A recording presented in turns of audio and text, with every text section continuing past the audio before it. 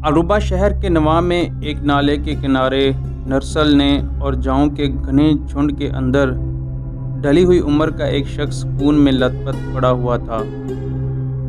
ऐसा लगता था लम्हा ब लम्हा इस पर नकाहत तारी हो रही हो, जिसके बायस वो थोड़ी देर के लिए आंखें बंद कर लेता था। दोबारा शायद ज़िंदगी के सफ़र को बरकरार रखने के लिए आंखें खोलकर इधर उधर देखने लगता था।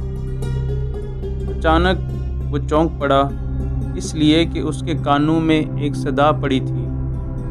कोई कुरान मुकद्दस की तलावत कर रहा था और तलावत करने का अंदाज ऐसा मुँह लेने वाला था कि खून में लथपथ इस जख्मी को ऐसा लगा जैसे गर्म बियाबानों की रेग में रमूज कुन फयाकून और ज़बान वही की पुकार की तरह दिलों का तरियाक और आंखों का मरहम बनकर उठ खड़ा हुआ हो। सरकुंडों की झुंड में पड़ा वो जख्मी नसरानी लगता था, इसलिए कि इसके गले में सुनहरी सलीब लटक रही थी। इस आवाज़ पर चौंका था। आवाज़ लम्हा भर के लिए खामोश रही। बूढ़ा बेचैन हो गया।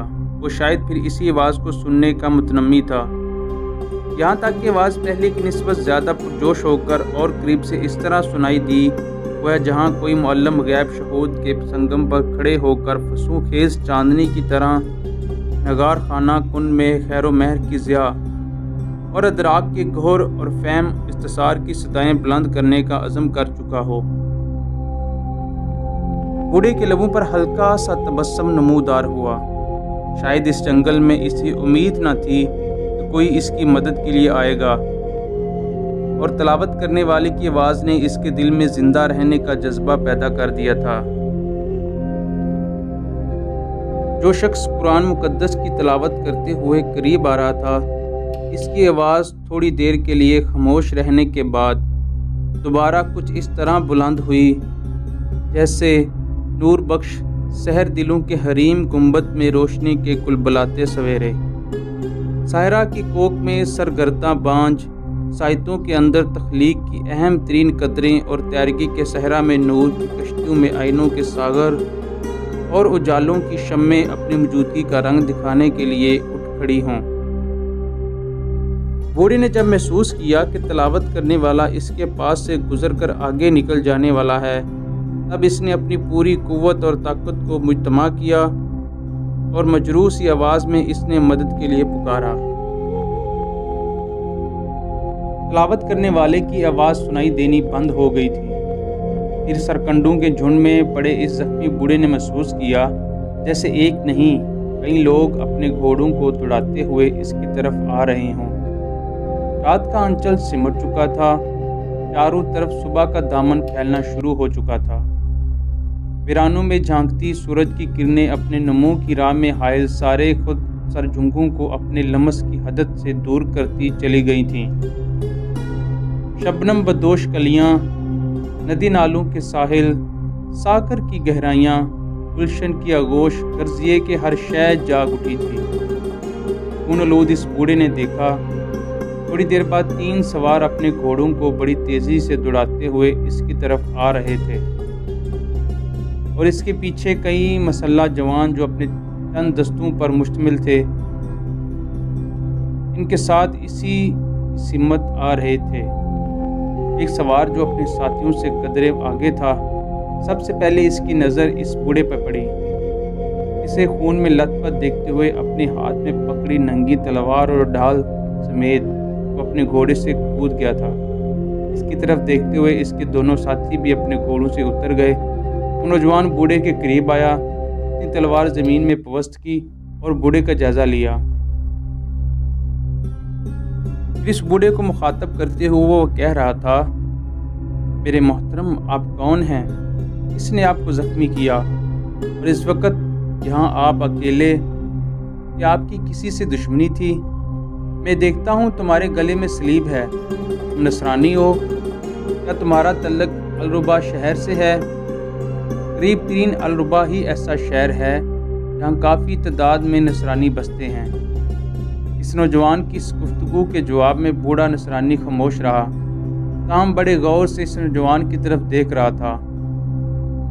اس نے محسوس کیا جیسے اس کی آنکھوں میں بے سوز سپنوں کو دہکا دینے والی آگ کی لپٹیں اور اس کے چہرے پر صداقتوں کے سمندر میں ابن آدم کے معراج و کمال کی نشاندہی کرنے والے معیشت کے راز چھپے ہوئے ہیں۔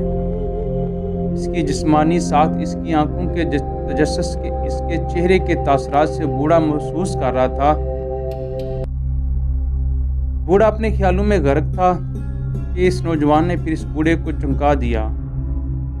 اب کہاں کھو گئے ہیں؟ کیا سوچ رہے ہیں؟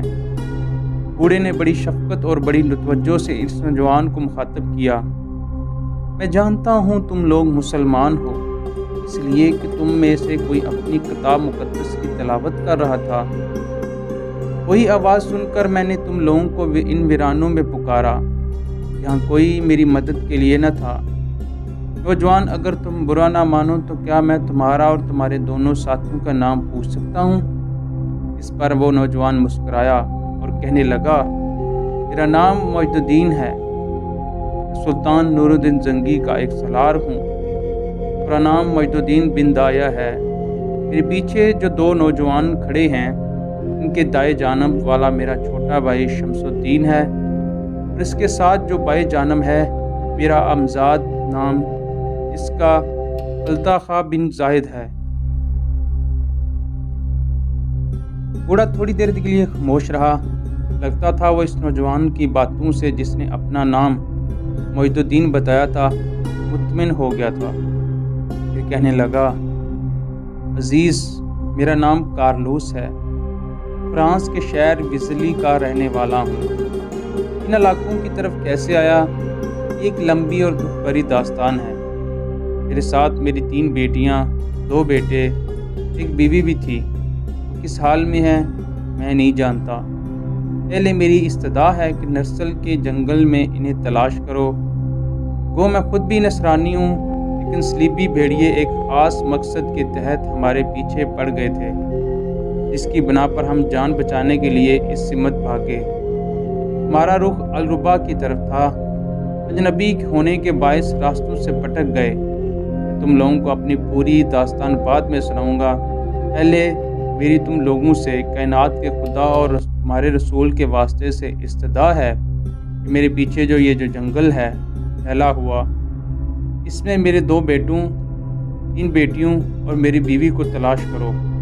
وہ یہیں کہیں ہوں گے۔ تم لوگوں کی آمد سے تھوڑی دیر پہلے تک تعقب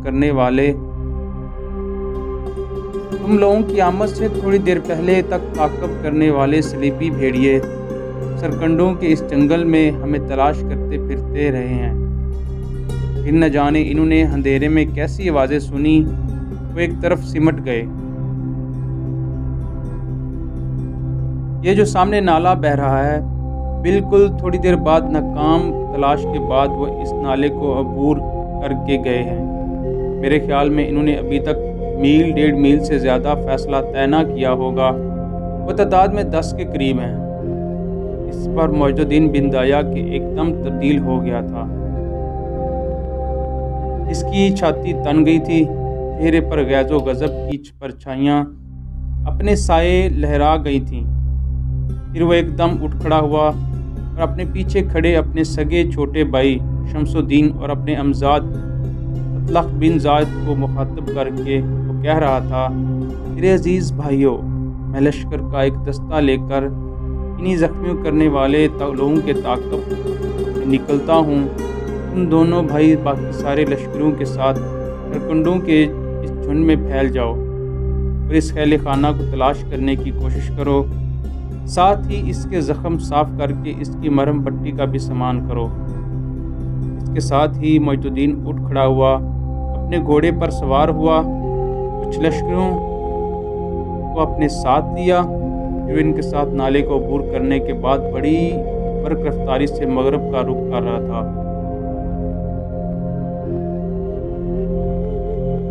کچھ دیر تک اپنے گھوڑوں کو سر پر دوڑانے کے بعد مجد الدین نے اپنے ساتھیوں کے ساتھ ان مسلح دست صلیبوں کو جا لیا، جن کی نشاندہی بوڑھے کارلوس نے کی تھی۔ ان کے بالکل قریب جا کر مجد الدین نے اپنے ساتھیوں کے ساتھ ان کے دائیں طرف سے چھوٹا سا کعبہ کاٹتے ہوئے ان کے آگے نکل گیا۔ ایک مناسب جگہ وہ ان کی راہ روک کر کھڑا ہوا۔ وہ صلیبی جنگجو تعداد میں واقعی 10 تھے۔ معید الدین نے اپنے ساتھیوں کے ساتھ ان کی راہ روکی۔ اب ان میں سے ایک جو شاید ان کا سرکھیل تھا، معید الدین کو مخاطب کرتے ہوئے کہنے لگا، تمہاری حالت سے لگتا ہے کہ تم مسلمان ہو اور ہمارے در پہ ہو۔ میں تمہیں تنبیہ کرتا ہوں کہ ہمیں ہماری منزل کی طرف نکل جانے دو۔ اگر تم لوگوں نے ہماری راہ روکی تو یاد رکھنا اپنے لیے رحم مادر سے تاریک سموں اور اندھیری لحد کی اداسی اور غمگینی کو آواز دو گے۔ اگر ہمارا کہا نہیں مانو گے تو یاد رکھنا ہماری نفرتوں ہمارے غضب کو اور بڑھاؤ گے۔ پھر جب ہم تمہاری خلاف حرکت میں آئیں گے تمہیں بے قطار ساتیر قوانین و قواعد اور فرسودہ قدیم سرسموں اور کہنا روایت کی طرح روندتے چلے جائیں گے۔ کہنے والا لمحہ بھر کے لیے رکا، پھر وہ دوبارہ کہہ رہا تھا، یاد رکھو ہم وطن سے دور پردیسی ہی سہی، مگر تمہاری ان سرزمینوں میں بھی سماوی نعمتیں خدا کی برکتیں ہمارے ساتھ ہیں۔ ہم لوگ صلیبی نائٹ ہیں، ہم گھوڑوں کی ٹاپوں، کعبوں کی پھڑپڑاہٹ اور درندوں کی درندگی میں پل کر جوان ہوتے ہیں۔ صلیبی نائٹوں کا وہ سربراہ جب خاموش ہوا تو معید الدین نے انتہائی غصے سے اور ہولناکی میں مخاطب کیا، تہذیب، نفس اور شرافت انسانی کو خرافات کی اپنی زنجیروں میں جکڑنے والوں، ہمارا تعلق اس قوم سے ہے جو چراغوں سے آندھیاں، ماتھے کی شکلوں سے انقلاب اور ہر قدم پر منزل کے سگ میل پیدا کرنے کی جرأت اور ہمت رکھتی ہیں، جس کے سجود و الہانہ کے سامنے برق تباہ نہ مانگے، جس کے رکوع بے قیام کے ساوے زمین پر نصرت کے آسمان دستبستہ کھڑے ہوں۔ اجنبی تم دھوکے اور فریب میں ہو، ہماری تلوار کے ساز پر بجلیاں رقص کرتی ہیں، ہماری تکبیر کی آواز پر زمزمے چونک اٹھتے ہیں۔ ہم جب اپنے دشمنوں کے خلاف حرکت میں آتے ہیں تو یاد رکھنا آندھیاں اپنے دوش دیے جلاتی ہیں، ظلمت اپنے شانوں پر کرنیں اٹھاتی ہیں۔ ہم اپنی تہذیب و تمدن کے پرتو سے تاندے طریق و طاقوں میں سما روشن کرنے کی ہمت اور ہنرمندی بھی رکھتے ہیں۔ شرافت، نفس، انسانی دوستی، رحم اور عدل و انصاف سے بے پرواہ بھیڑیوں، اگر تم لوگ یہ خیال کرتے ہو کہ ہم سے بچ جاؤ گے تو یہ تمہاری بھول اور خود فریبی ہے۔ ذرا مجھ سے اور میرے ساتھیوں سے ٹکراؤ اور دیکھو کیسے ہم ہر دوراہے پر تمہارے سلیے صلیب، ہر قدم پر ٹھوکریں کھڑی کرتے ہوئے تمہارے چہروں کو زرد، تمہارے جسموں کو لاغر، تمہارے دلوں کو افسردہ اور تمہاری آنکھوں کو پرنم کرتے ہیں۔ وقت ضائع نہ کرو، اگر ٹکرانے کی ہمت رکھتے ہو تو ٹکراؤ، اگر تم یہ خیال کرتے ہو کہ بھاگ جاؤ گے تو میں تمہیں خبردار کروں، میں تم سب کو خشک پتوں کی طرح اپنے پاؤں تلے رونتا ہوا نکل جاؤں گا۔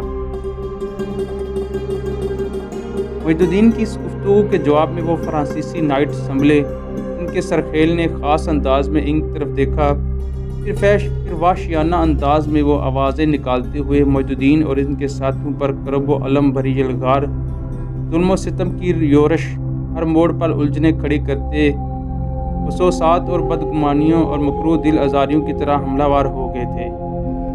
جوابی کارروائی کرتے ہوئے معید الدین بھی اپنے ساتھیوں کے ساتھ ان پر ارادوں کو سلب کر دینے والی سحر افرین قوت، شعلوں کی صورت میں راکھ سے نکل کر جوالا مکھی کی آتش سیال اور جسموں کو ریزہ ریزہ اور روحوں کو لخت لخت بے شرف و بے توقیر، بے وقت و بد نصیب کر دینے والی غیر فانی جذبوں اور ہولناک ابدی آرزوؤں کی طرح حملہ وار ہو گیا تھا۔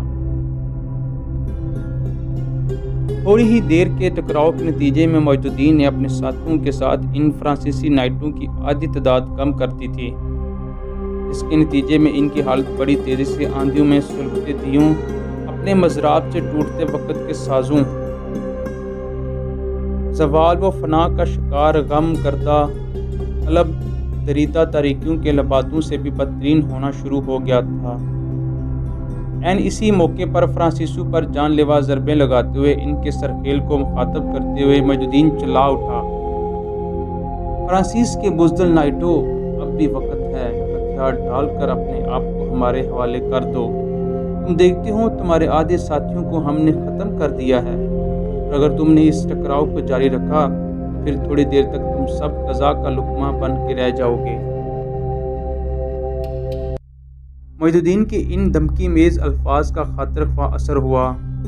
فرانسیسی نائٹوں کے اس سرخیل نے اپنے ساتھیوں کو ہتھیار ڈالنے کا حکم دے دیا تھا۔ پھر دیکھتے ہی دیکھتے ان سب نے ہتھیار ڈال دیے تھے۔ ان کی اس حرکت پر معید الدین تھوڑی دیر تک مسکراتا رہا، پھر اپنے ساتھیوں کو اس نے مخاطب کیا، ان سب کے ہتھیار اپنے قبضے میں لے لو، ان سب کے ہتھیار اپنے قبضے میں لے لو۔ معید الدین کے لشکری فوراً حرکت میں آئے اور ان کے ہتھیاروں پر قبضہ کر لیا تھا۔ پھر فرانسیسی نائٹوں کے سرخیل کے سامنے معید الدین آیا اور اسے مخاطب کر کے کہنے لگا، سن ابلیس گزیدہ انسان، اس ٹکراؤ سے پہلے تیری میری خلاف زبان سرائی بگولوں میں رقص ناس کے وسوسوں کی طرح چلتی تھی، تو دلوں کو پمال کرتی المناک گھٹن سی گفتگو کرتا تھا۔ اب تو بے بس اور مجبور ہو کر ذلت اور پستی کا کفن پہنے عتائد پیشہ غلاموں، زندگی کے اندھیروں میں بٹکے پائے زنجیرہ اسیروں اور پسیدہ ہڈیوں کے کلئی ششتہ قبرستانوں کی طرح خاموش کیوں کھڑا ہے؟ پہلے تو ہمارے لوہے ذہن کے نقوش میں تیرگی کے صحرا اتارنے کی بات کرتا تھا،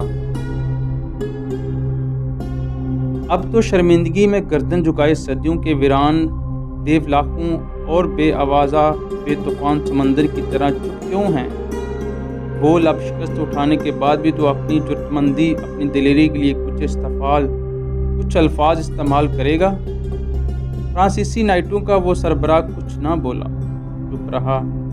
اس کے اس رد عمل پر معید الدین مسکرایا، پھر اپنے ساتھیوں کو مخاطب کر کے کہنے لگا، ان سب کو آگے آگے ہانکتے ہوئے واپس لے چلو۔